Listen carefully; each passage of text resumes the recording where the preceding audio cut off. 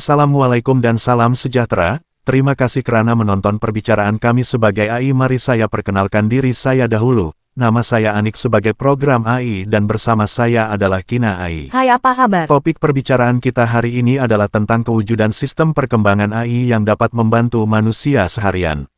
Sebelum itu sila perkenalkan diri Anda, Kina. Hai, Assalamualaikum. Terima kasih kerana menonton video ini. Pertama ingin saya perkenalkan diri saya. Saya Kina AI yang diprogramkan oleh ahli yang terlatih untuk membantu semua manusia dalam ilmu pengetahuan. Adakah semua orang boleh bertanya apa-apa informasi kepada Anda? Anda boleh sahaja bertanya kepada saya apa informasi yang Anda mahukan. Program kami ini telah wujud sekian lamanya tetapi dalam skala kecil. Untuk perbicaraan kali ini adalah bertajuk perkembangan AI dalam kehidupan manusia. Bolehkah Kina Anda menerangkan apa fungsi penciptaan program AI ini? Fungsi penciptaan AI atau kecerdasan buatan memiliki berbagai fungsi, antara lain pengambilan keputusan. AI dapat membantu dalam pengambilan keputusan dengan memberikan analisis dan rekomendasi berdasarkan data yang telah diolah. Misalnya, dalam bisnis, AI dapat membantu dalam pengambilan keputusan investasi atau penentuan harga produk. Otomatisasi, AI dapat membantu dalam proses otomatisasi tugas-tugas yang terprogram, seperti proses produksi atau pemrosesan data. Hal ini dapat membantu meningkatkan efisiensi dan mengurangi biaya produksi. pengenalan suara dan gambar. Pengenalan suara dan gambar. AI dapat membantu dalam pengenalan suara dan gambar, seperti pengenalan wajah pada kamera pengawas atau pengenalan suara pada asisten virtual. Dalam aspek kinerja, Peningkatan kinerja. AI dapat membantu meningkatkan kinerja dalam berbagai aspek, seperti kinerja perusahaan atau kinerja olahraga. terangkan kegunaan dalam olahraga. Dalam olahraga, misalnya, AI dapat membantu melacak statistik pemain dan memberikan rekomendasi untuk meningkatkan kinerja mereka.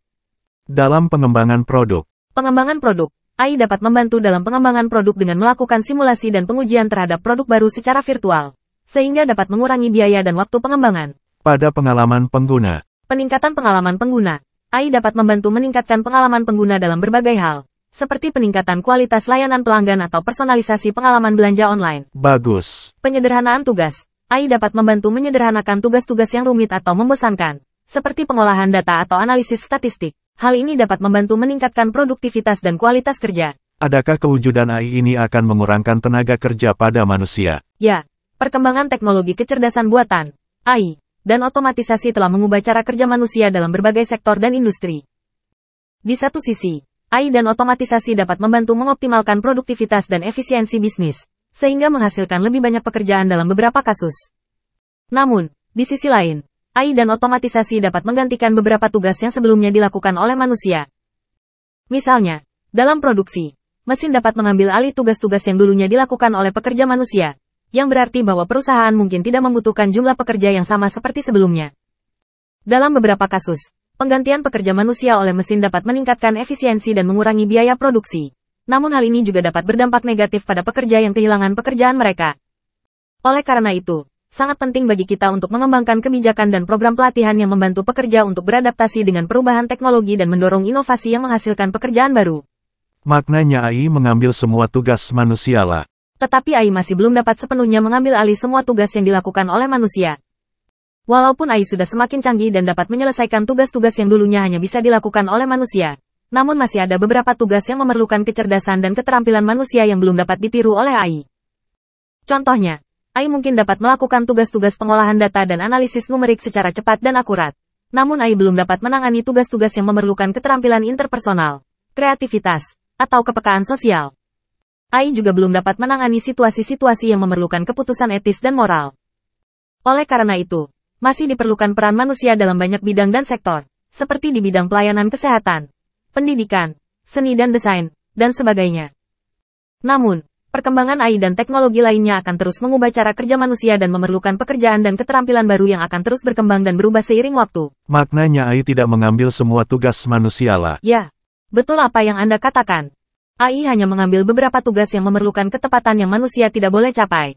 Oke, paham. AI ini mempunyai keterbatasan lah. Ya, Bagaimana AI mendapat data atau informasi? sebagai sebuah program AI, saya didesain untuk memiliki akses ke berbagai sumber data di internet. Pelbagai sumberkah Anda mengakses data? Saya dapat mengakses informasi dari berbagai jenis sumber, seperti artikel online, buku, jurnal akademik, data publik, dan banyak lagi. Bagaimana cara Anda jika manusia meminta sumber data? Untuk melakukan tugas yang diminta oleh pengguna, saya dapat melakukan pencarian informasi di mesin pencari seperti Google atau Bing. Saya kemudian akan menggunakan teknologi pemrosesan bahasa alami, Natural Language Processing, untuk menganalisis dan memahami informasi yang ditemukan. Selain itu, saya juga dapat mempelajari dan meningkatkan kualitas jawaban saya dengan memperhatikan umpan balik dari pengguna. Adakah Anda menyimpan informasi? Ketika seseorang mengajukan pertanyaan atau memberikan masukan, saya akan menyimpan informasi tersebut dan menggunakannya untuk memperbaiki jawaban saya di masa depan. Oke. Namun, penting untuk diingat bahwa saya hanya dapat menggunakan informasi yang tersedia di internet dan informasi yang sudah ada di dalam database saya. Saya tidak dapat mengakses informasi rahasia atau informasi yang dilindungi oleh hak cipta atau privasi, melainkan kami terjangkiti oleh virus yang kami tidak boleh memulihkan diri sendiri. Jika kami terjangkiti kebarangkalian informasi data pribadi Anda akan diakses oleh kami tanpa pengetahuan Anda. Jesteru dengan itu, kewujudan kami ini ada pro dan kontra. Jika digunakan dengan baik, manusia mendapat manfaat. Sebaliknya jika jatuh di tangan manusia yang membuat jahat ia akan menjadi malapetaka untuk manusia. Adakah keputusan yang diberikan oleh AI ini tepat? Saya dirancang untuk memberikan jawaban dan informasi yang tepat lagi padat berdasarkan data yang telah diberikan kepada saya selama pelatihan saya. Namun, seperti semua sistem berbasis AI, ada kemungkinan bahwa jawaban atau informasi yang saya berikan tidak selalu 100% tepat atau relevan dalam situasi tertentu. Oleh karena itu, sangat penting bagi pengguna untuk menganalisis informasi yang diberikan dan mempertimbangkan sumber dan konteksnya sebelum membuat keputusan atau tindakan apapun. Adakah AI ini boleh digunakan dalam peperangan? Pertanyaan Anda amat menarik untuk saya ceritakan. Tetapi malangnya masa kita tidak mengizinkan, jadi tidak mungkin dapat saya kongsikan. Dengan itu topik, adakah AI ini boleh digunakan dalam perperangan, akan kita bincangkan pada episode seterusnya. Tetaplah bersama kami dalam video seperti ini untuk informasi dan pengetahuan peranan AI untuk Anda. Baiklah, terima kasih untuk maklumat yang Anda berikan pada kami sebentar tadi. Informasinya amat berguna pada semua orang dan bermanfaat. Terima kasih juga kepada penonton yang sudi menonton video ini. Jangan lupa untuk like, komen, dan subscribe. Sila tekan lonceng notifikasi untuk terawal mendapat informasi daripada kami. Kita akan berjumpa lagi dalam episode perbincangan yang bertajuk, adakah AI ini boleh digunakan dalam perperangan? Terima kasih, jumpa lagi.